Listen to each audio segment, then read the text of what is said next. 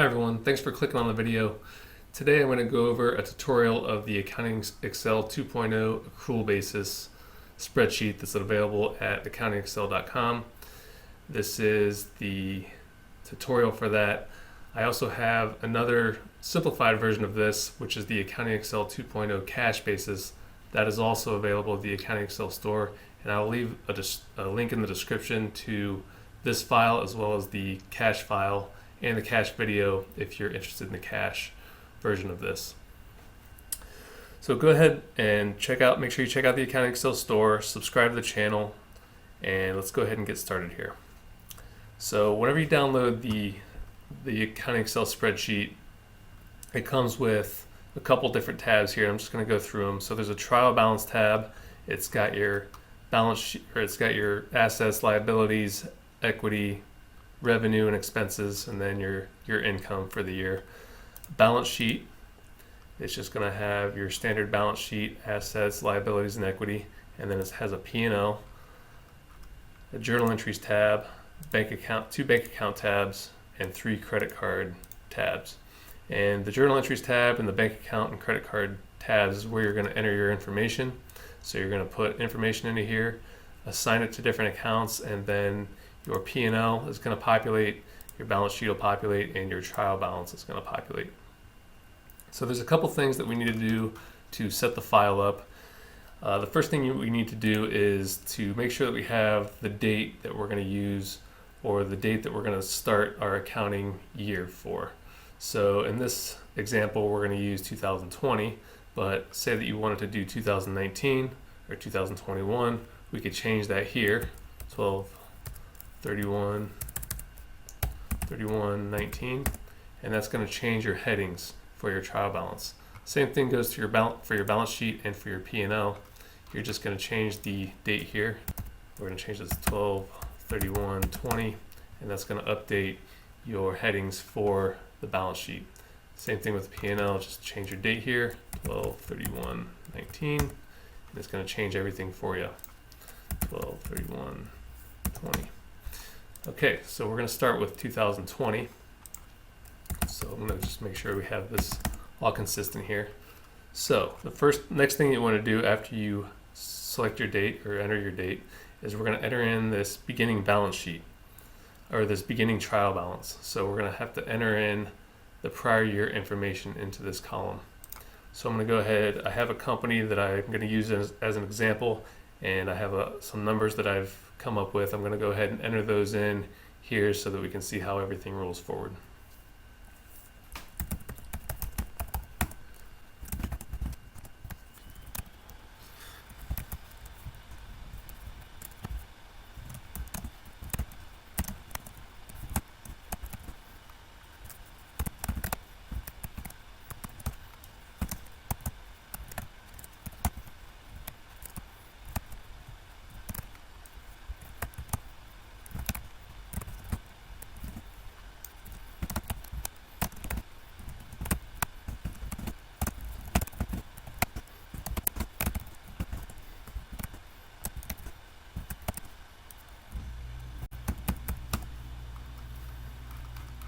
Okay, now everything's entered. Down here at the bottom, your trial balance should come to 0, and there's a check down here to make sure that it does. So you're going to notice that there's a couple numbers in here that are not really assigned to any accounts. So for instance, other long-term assets and other long-term liabilities here. So these accounts that I have generated are based on income tax returns for a business return, either for an S Corp or for a partnership or a corporation or sole proprietor. So these accounts match up with tax return accounts. So if you need to customize this a little bit to match up with your records, you're able to do that. And I'm going to show you how to do that real quick. So let's start with this other long-term assets. So here we're going to call this shareholder loan. And we're making the change right on the trial balance. So right now you can see if I change that on the trial balance, it's going to change it on my balance sheet.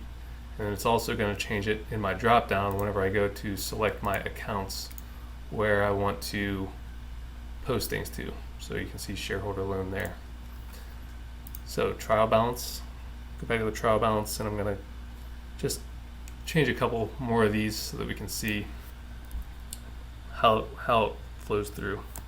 So this is going to be vehicle loans. This is going to be insurance loan, and this is going to be other loans. So now if we go back to our balance sheet, we can see that those changes were made here. And the same thing with P&L. If you want to make the change, you just make the change right here on the trial balance, and it's going to flow through the entire file.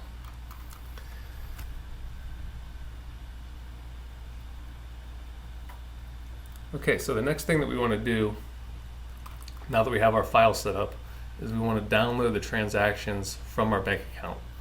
So most banks have the ability to download transactions into either an Excel format or into a CSV format. I prefer to download it into a CSV format. It's just a little bit easier for me to work with, but it's up to you on how you download things. So I went ahead and downloaded a year's worth of transactions from my bank so that I can show you how to copy and paste those into the file. The first thing you want to do is you want to format this file so that it has these three columns. Date, it's going to have your date, a description of what it is, and the amount. And then on your amounts, you just need to make sure that all of your expenses or all of your payments are negative and all of your income or all of your receipts are positive. So for instance, right here we had a payment of $55, and here we had a deposit of $24,288.70. So my deposit's positive, my payment's negative. Same thing with all the bank accounts, and if you have a credit card, same thing with the credit card. All of your expenses or all of your purchases or payments are going to be negative, and any payment received on the credit card is going to be positive. So here we have a payment of $42.23, and then we have a payment on our credit card of $15,757.56. So that's positive and negative. So you just want to make sure that you have that done before you copy and paste anything. So I'm just going to copy and paste January's transactions here so that we can kind of see how everything flows through in the accounting file. So Control C, and then I'm going to come back to my file. I'm going to find bank account 1 and paste that information in here. So now I have all of my transactions in there. And I'm going to go ahead and grab the other ones while I'm doing it. So grab January's, Control C, come back, make account 2, enter that information there, and then my credit card, Control C, January's transactions, come back to my credit card and enter those here. So now I have all my January transactions entered. So now I just need to classify my transactions. So to do that, there's a drop down here under this account so that you can select what account you want to post this to.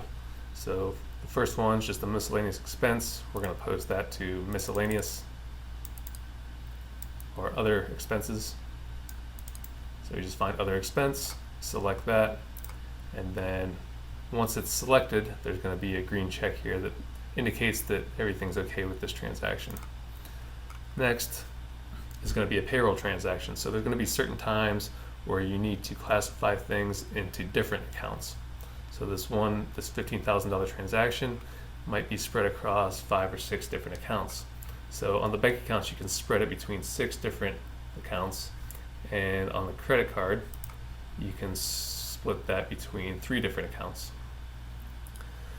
So to show you how to do that, you just select from the drop down, select split accounts, and you're going to see this little red X here. This means that this transaction has not been reconciled yet, so you have to go through and assign what accounts you want that split between. So with payroll, there's going to be gross payroll, there's going to be cost of goods sold, there's going to be SG&A, there's going to be taxes. So those are what we're going to split the transaction between. First account that we're going to select is SG&A wages, and we're going to put 2640 to that. And signs need to be the same. So if you have a negative here, you need to have negatives here, or it needs to be negative and positive to add up to whatever this amount is right here. So we're going to input the taxes for those wages. Just cost of goods sold. Oh, we're going to use SG&A payroll taxes, and that's going to be $199.70. And then we're going to have cost of goods sold wages.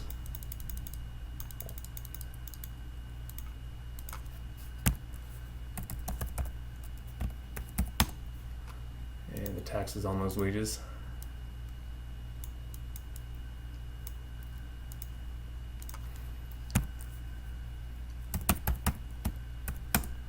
And then we have a $40 payroll processing fee. So we're just going to put that to other expense. Expense. Okay, then once everything's entered, you're going to see that red X turn to a green check mark, and that means that this is reconciled. So now we can kind of look and see on our trial balance that things are starting to update. We have cost of goods sold, that matches our transactions, SG&A, everything's starting to populate. Same thing with our balance sheet. If we wanted to look just January, we can look at just January. It's going to show you just January, and everything's starting to populate. Now you notice down here that this check isn't zeroed out yet, and that's because we haven't gone through and classified all of our transactions. So once we do that, the balance sheet is going to balance out to zero. Same thing with the trial balance. Your balance sheets or your trial balance is going to balance out to zero. So I'm going to go ahead and enter these rest of these transactions here real quick, and we'll come back and see what it looks like. Alright, so I entered the rest of the transactions in for January, and I just wanted to stop before I completely finished it to show you something that might save you a lot of time. So here, if we have things that have the same account, there's a little bit of a shortcut. You don't need to necessarily drop it down from the menu. You can either start typing it in, or what I like to do is if I have one, like for instance this fuel, I have several different fuels here down through the list. I'll just Control C to copy that, and then I'll just start pasting them in if I know they're going to the same account. That way I don't have to use the drop down every time, and everything still works perfectly fine. So just wanted to show you that little time saver right there. Now you can see my trial balance is starting to update. I have a zero balance, so I know everything's entered in properly, and I have my revenues and expenses are all entered in. My balance sheet ties out to zero, so I'm balanced on my balance sheet, and then my P&L is all updated with my net income. So the next thing that you want to do is there's going to be transactions that don't go through the bank account or the credit card. So those are going to be on the journal entry tab, and examples of those would be like depreciation expense or amortization expense, or recording your prepaid expenses. And those are the examples that I'm going to go over with you right now. So on my trial balance, you can see that I don't have any depreciation expense recorded yet. So I need to record that. So I'm going to come to my schedule, and these schedules are available at AccountingExL. I just put all of the templates into one file, but there's a prepaid expense reconciliation file that's available. There's a fixed asset schedule that's available, and then there's a loan schedule that's available that's going to calculate your loan for you. And just to show you real quick how the loan schedule works, just going to enter my loan amount for this insurance loan that I haven't made a schedule for yet. So I'm just going to enter my loan amount, $32,000, and then I enter my interest rate, 9.275, and the term is going to be 10 months. It's going to calculate my payment for me, calculate all of my interest, my total payments. I can add additional payments to pay it off early to see what that looks like. But this is going to give you a schedule of your payments so that you can record your interest and principal. And then you'll have something to reconcile to at the end of each month. So I just wanted to show you that real quick. But we're going to go ahead and record our prepaid expense first. So to do that, I'm going to use the prepaid expense schedule that is available at AccountingExL. I put in 2 prepaid expenses and it calculates the balance based on the amount. It calculates my balance remaining and the monthly expense that I need to record. So this is going to be my expense that I need to record for the month of January, $46.89.81. So I'm going to go ahead and go over to my AccountingExL file and enter that journal entry right here. So 1/31/20 is the date. Record prepaid expense, and journal entry's got to have a debit and a credit, so it's going to take 2 lines. Okay, so my debit is going to be my expense, so this is going to be prepaid for insurance. So I'm going to select my insurance expense, and my credit is going to be to prepaid expenses. So I'm going to go back and get that amount real quick. I'm just going to Control C here and come back here, and I'm going to paste special that amount in there. So then over here you see a red X. What that means is that my debits don't equal my credits. But once I enter my credit, everything's going to be okay, and that check mark's going to go to green. So next I'm just going to enter my fixed assets. Same kind of thing, there's a schedule for that, and this is the schedule. So it's going to calculate based on my amount, the months. I'm going to enter my month's expense. It's going to calculate what I have remaining, and then my balance, my net balance that's left after my depreciation is recorded, and it's also going to give me my monthly expense. So for this, my monthly expense is $3,000. I'm going to enter that in to my Excel spreadsheet for fixed assets as of at January 31st. Record depreciation.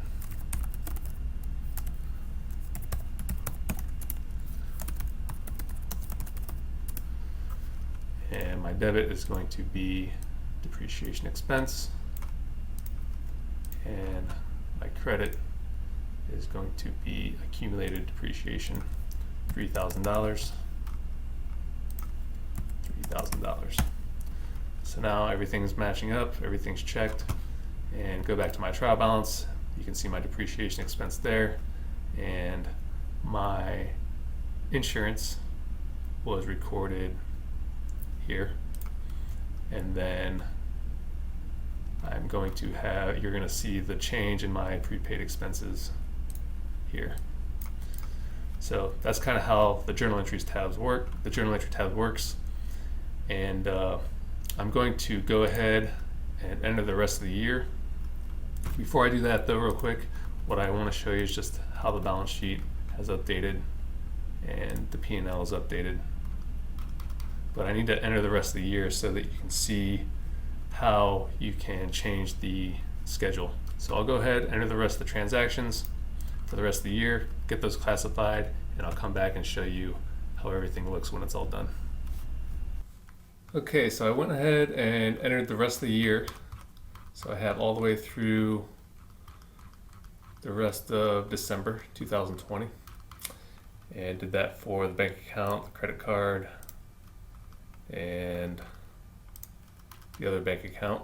Now I can kind of show you the trial balance. So if you want to run a trial balance as of December 31st, 2020, you can run that and it compares to the prior year amount. Let's say that you want to look at something in another month like August. You're going to put in August 31st, 2020. It's going to update your trial balance for whatever date you put in there. Same thing with your balance sheet. If you want to just see your balance sheet as of June 30th, 2020, put in June 30th, 2020, and it's only going to show you your balance sheet, and you can hide the rest of these. You're able to drill down if you want to drill down to it, or you can look at it as of year end. Just something nice to be able to summarize, put it into a presentation, things like that. And on the P&L, same thing. If you want to look at June 30th, 2020. Just type it in here, 2020, and it's going to just show you that information that you're looking for year to date. And then if you want to just look at the year to date total, you can do that. If you want to look at it by quarter, you can summarize it by quarter. And so you can see everything's populated, and my balance sheet is all balanced. Trial balance is balanced. So we're all in good shape. The last thing that I wanted to go over was just journal entries. Typically, I said you want to put in journal entries for prepaids and fixed assets. Other accounts you might want to consider is accounts receivable. Your monthly billings you're going to want to put in there if you're on full accrual. And accounts payable, you might want to put entries for accounts payable for your invoices that you receive. So you can do that on the journal entries tab, and it's going to update just the same as everything else. So make sure you subscribe to the channel. The links to the files are in the description, and we'll see you next time.